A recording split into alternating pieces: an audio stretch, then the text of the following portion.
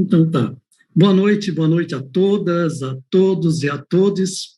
E saudando em especial a Márcia, que fez todo esse trabalho, a doutora Márcia Almagro, e que nos conduziu tão bem, Márcia. Nosso muito obrigado. Acho que o nosso grupo tem muito a agradecer por todo esse teu esforço, dedicação e essa ponte que construiu entre nós e toda esta comunidade, esse seminário. Também saúdo os colegas Jorge. Poxa, Jorge, saudades mesmo. Doutor Elcio também, nosso colega de mestrado, doutor Ireno, né? Pessoas que vêm trabalhando com a gente e com essa perspectiva também de justiça social, dessa luta em que a gente, há muito tempo, temos nos colocado à disposição. E também com um carinho muito grande ao Getúlio, nosso mestre em educação pela UNO Chapecó, e que nos representa muito bem daquilo que, dentro do processo em que eu vou falar, territórios e territorialidades, na educação superior intercultural indígena, o Getúlio é uma pessoa que, eu diria assim, uma base, para mim, pelo menos, porque em 1990, 95, eu o conheci como criança, né? Brincando entre as escolas, e nesse processo, né, de construção, de se comunicar com a própria comunidade na sua língua materna, que tinha sido esfacelada, eu diria, dentro da própria comunidade, num processo aí fundiário brasileiro. Ele mesmo colocou a função da terra, né, que os próprios caingangues sofreram aqui na região, e que tiveram que pagar pelos seus territórios, comprar seus territórios, suas terras, esse território nosso delimitado, e que sofrem por muito tempo, são praticamente exilados, reservados e excluídos de um todo e dizimados, como um todo até 1970, eu diria, com todas as artimanhas para essa nova, para se roubarem suas terras e venderem para imigrantes que se instalaram ali. Esse retorno se dá em 1970. Então, tudo é muito recente. E essas territorialidades, eles mesmo que na distância de suas terras, como agregados, peões, nas cidades, nas periferias, eles vão conseguindo manter com grupos pequenos que fugiam às pandemias. Coloca-se aqui a varíola, que foi colocada propositadamente para 40 integrantes lideranças em Porto Alegre, e que infectam todas as comunidades, e isso causa uma grande dizimação. Mas eles, nesses grupos, eles conseguem, nessas matas, nessas florestas, falo mais aqui da região, mesorregião Grande Fronteira do Mercosul, oeste do estado de Santa Catarina, sobreviver. E essa sobrevivência se dá pelas territorialidades criadas entre eles.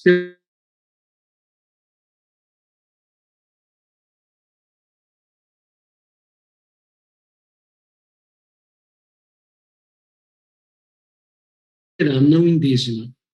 Então, eu diria, eles são brasileiros, né, por primeiro.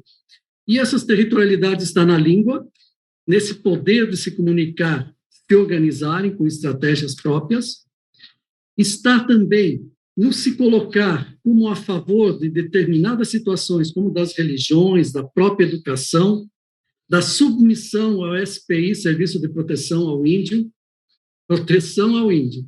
e também da própria FUNAI, órgãos do governo, que, muito pelo contrário, faziam um trabalho de integração dessas pessoas à sociedade brasileira, e essa sociedade, essa integração para deixá-los sem nada, como foi feito com toda a situação dos escravos, dos afrodescendentes, caboclos, né?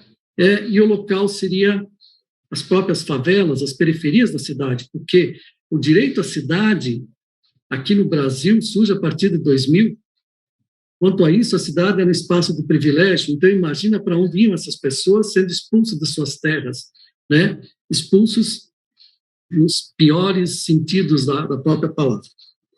Então, Aí, percebendo isso, eu tive a felicidade de, em 1995, entrar numa coordenadoria regional de educação aqui da região, como o Getúlio colocou, as comunidades caingangue, em população, são a terceira do Brasil, né? É um número muito grande de pessoas. E a terra indígena Chapecó, regulamentada lá em 1902, pelo um decreto número 7 do governo federal, ela se estabelece uma das primeiras terras demarcadas no Brasil. E nesse processo eram 72 mil hectares. Hoje, eles só conseguiram 16 mil hectares. Então, quando a gente começa a perceber esse processo, vai para essas escolas das quais fiquei como responsável, chegando, conhecendo a própria comunidade da terra indígena Chapecó num primeiro momento, conhecendo essas áreas, essa terra indígena Chapecó, tinham lá 11 escolas na época, que ficava sob minha responsabilidade. E dessas 11 escolas, nenhum professor indígena. Todos chegavam lá, davam aula nas suas maneiras, seus modos, né, de ver. Nesse momento, em 95, eu tive a oportunidade de ter contato com material produzido em Curitiba, pela Secretaria Municipal, que não foi utilizado, com base em Paulo Freire. Imagina a festa, eles fizeram uma doação para nós e nós conseguimos esse material para todos os alunos, os estudantes da época, que não eram muitos, mas que muitos estavam sem escola. Então, trabalhando com essa realidade, juntamente com a comunidade, a partir de 95, começamos a pensar, primeiro, eles precisam de uma formação para o magistério, para atuarem no ensino fundamental.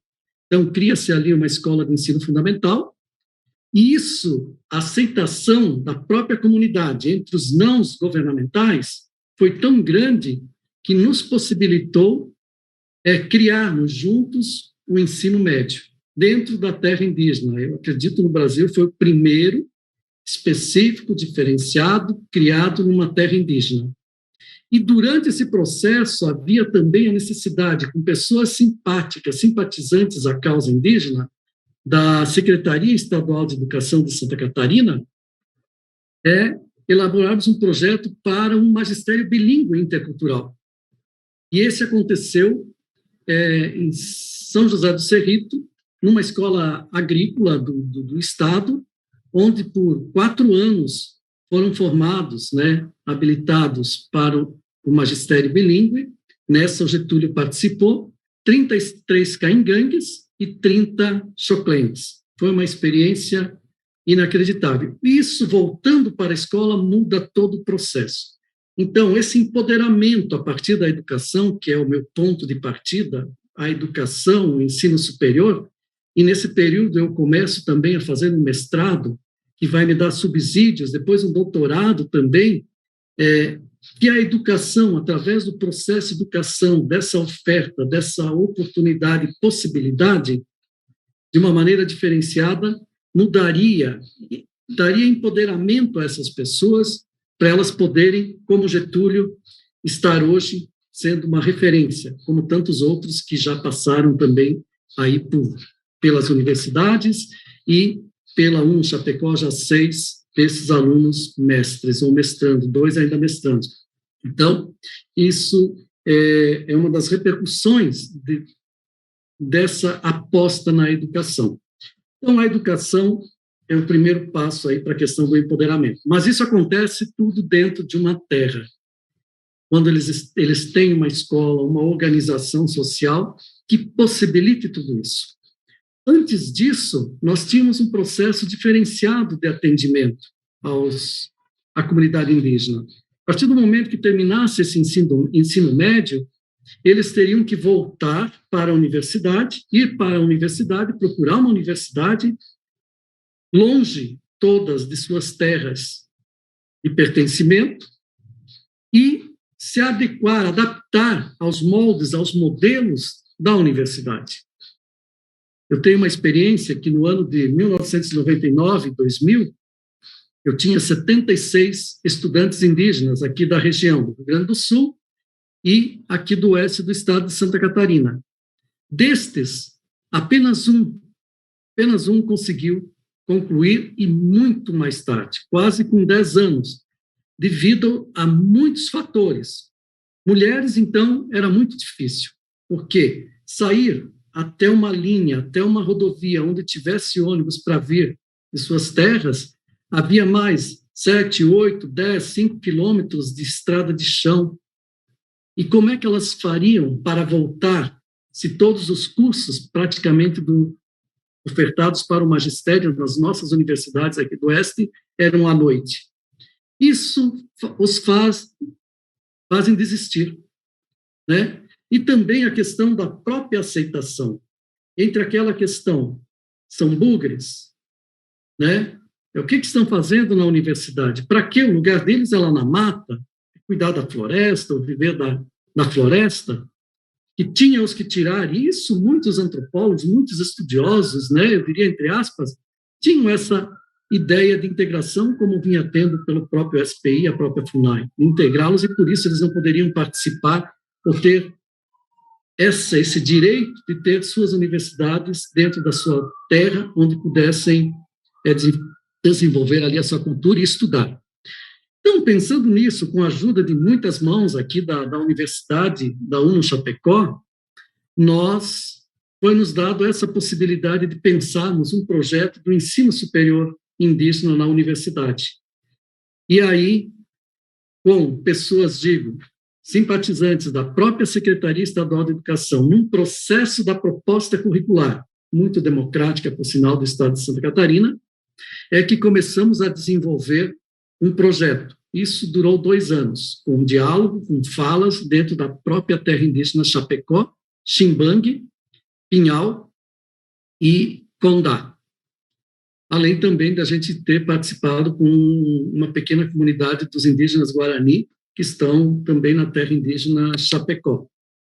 Parecia um sonho, mas tudo isso, em 2009, possibilitou esta abertura quando a própria secretaria, através das bolsas sociais, da bolsa do artigo 170 e 171, houve essa possibilidade, e também uma simpatia muito grande da reitoria da UNO Chapecó em aceitar de propormos um curso intercultural e até bilíngue, em certa parte também, no interior das aldeias.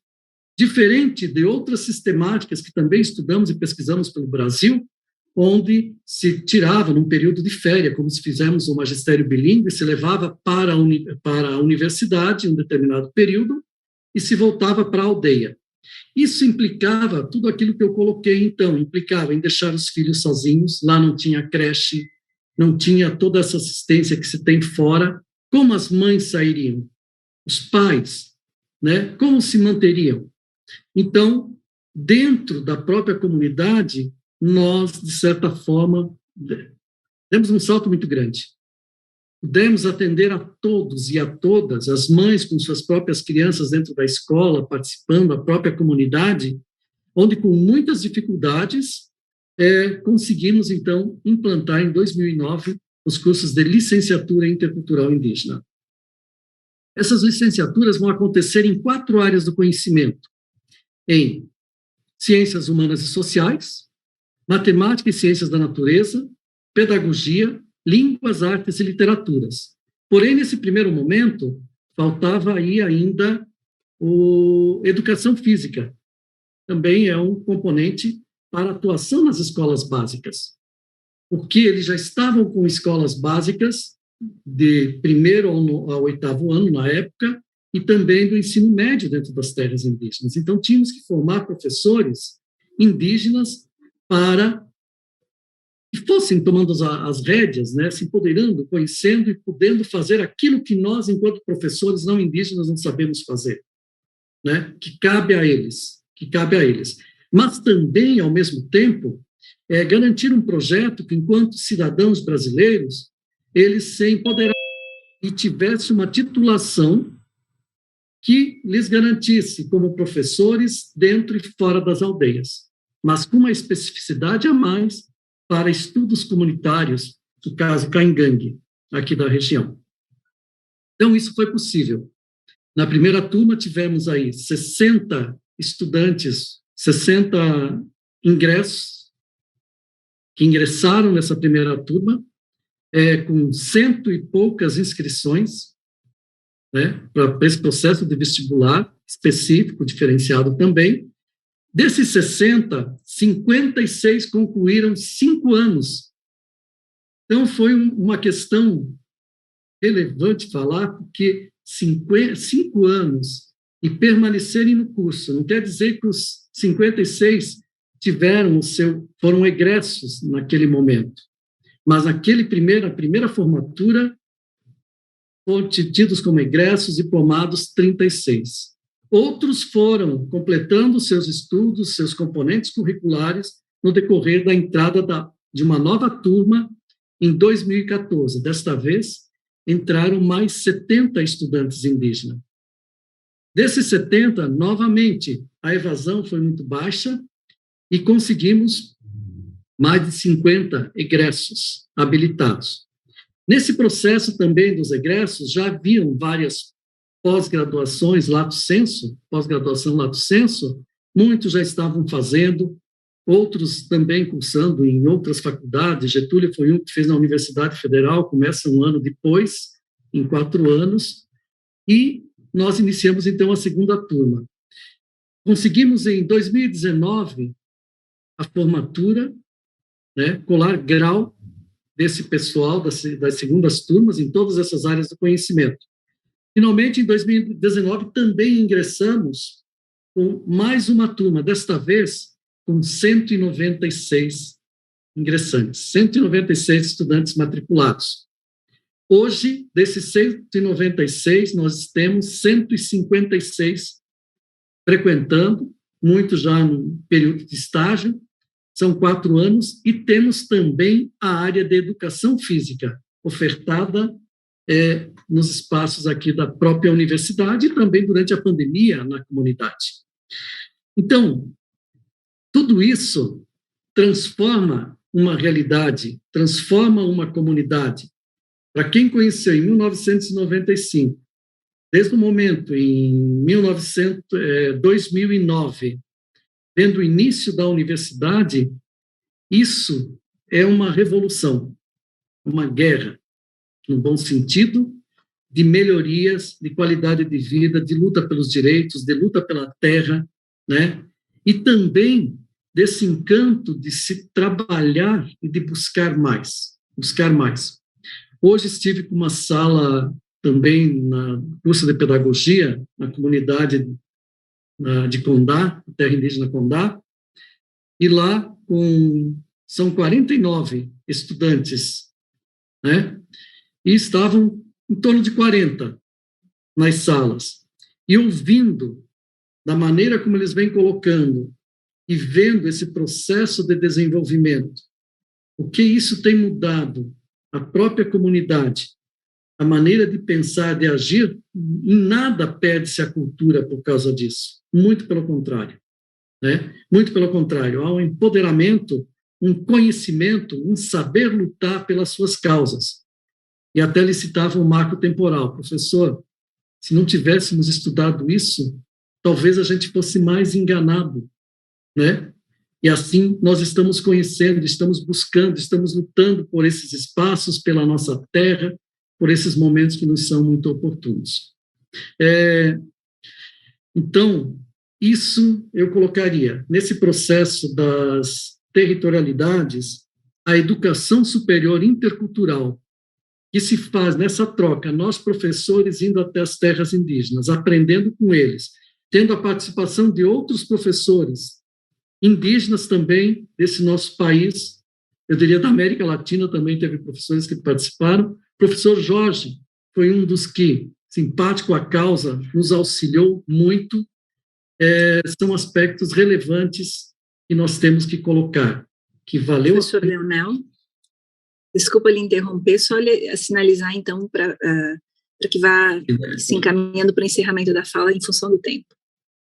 Então, dizer da relevância, né, desse processo e que há pessoas, né, como Getúlio falou, que se importam e possibilitam que essas pessoas tomem as rédeas. Hoje, nas escolas em dia, só para completar, então, nós vamos ter até o final de 2023 316 egressos da graduação e mais aí uns 7, 8 ou 10 já mestres. Quem sabe tenhamos aí um primeiro doutorado também, com mais ingressantes indígenas. Então, essa é a minha mensagem, depois passamos a nossas discussões.